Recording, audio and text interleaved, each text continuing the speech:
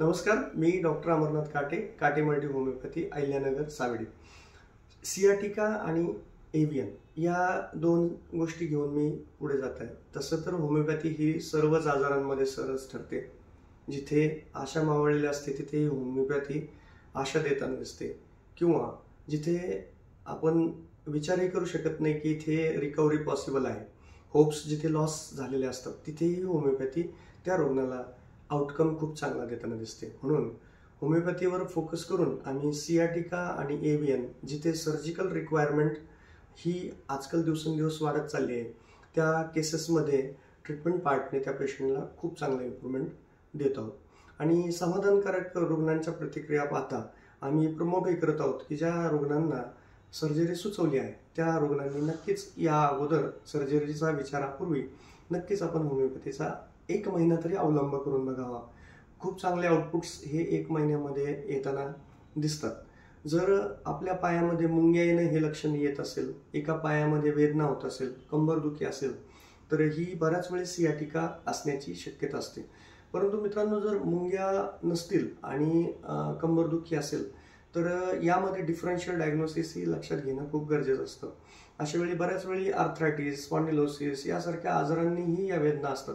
म्हणून सियाटिकाचं ऑपरेशन करूनही आम्ही काही केसेसमध्ये बघतो की बऱ्याच वेळी रुग्णांना ही लक्षणं येताना दिसता येत असतात. असं का व्हावं? तर त्याबरोबर असणारं डिफरन्शियल डायग्नोसिसमुळे ते होतं. म्हणून त्या गोष्टीला सर्जिकली न करता, करेक्शन न करता त्या अगोदर होमिओपॅथीचा अवलंब केला तर नक्कीच ही लक्षणं थांबताना दिसतात. त्याचबरोबर हिप जॉईंटचंही तसंच दिसण्यात येतं की ऑस्टिओआर्थरायटिस जर त्यामध्ये असेल तर त्या रुग्णाला सर्जरी म्हणजे THR करूनही बऱ्याच रुग्णांना 30% 40% त्रास हा राहू शकतो. म्हणून सर्जिकली करेक्शनचा विचार हा खूप अंतिम गोष्ट समजली यावी. त्या अगोदर जे उपलब्ध वैद्यकशास्त्र आहेत त्यापैकी मी होमिओपॅथीबद्दल सांगू इच्छितो की आपण नक्कीच याचा अवलंब जर केला तर बऱ्याचशा गोष्टी ही नॅचरलीही आपल्याला चांगल्या हील करता येतात. आणि हे सर्व औषधं जे आहेत ते सायंटिफिकली खूप प्रूव्हन असल्यामुळं त्याचं पूर्णपणे इतर ठिकाणी तरी तुम्हाला ते ॲनिमल प्रूव्हिंग दिसू शकतं, म्हणजे त्याचा जनावरांवरती प्रयोग करून त्याची सिद्धता झालेली दिसते. परंतु होमिओपॅथीमध्ये या सर्व ह्युमन प्रूव्हिंग्स आहेत, म्हणजे तंतोतंत मानवाला त्याची ॲक्शन काय होते हे सर्व औषधांचं अगदी हॅनिमन सरांनी ह्युमन प्रूव्हिंग्स करून त्याचे आउटपुट्स ठरवलेले आहेत.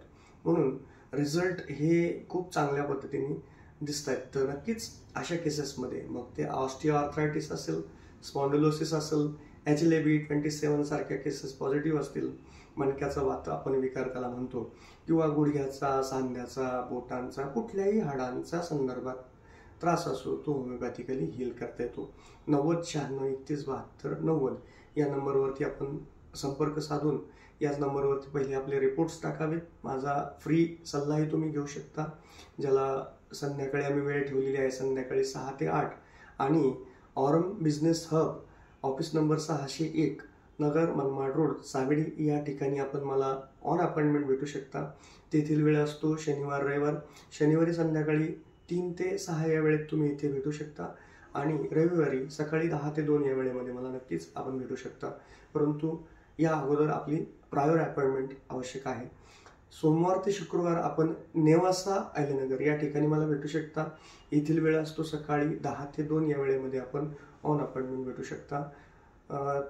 इतर वेळी आपण 90 96 31 72 90 या नंबरवरती संपर्क करू शकता. रिपोर्ट्सच्या विषयी चर्चा करू शकता किंवा आपण सल्लाही घेऊ शकता. धन्यवाद.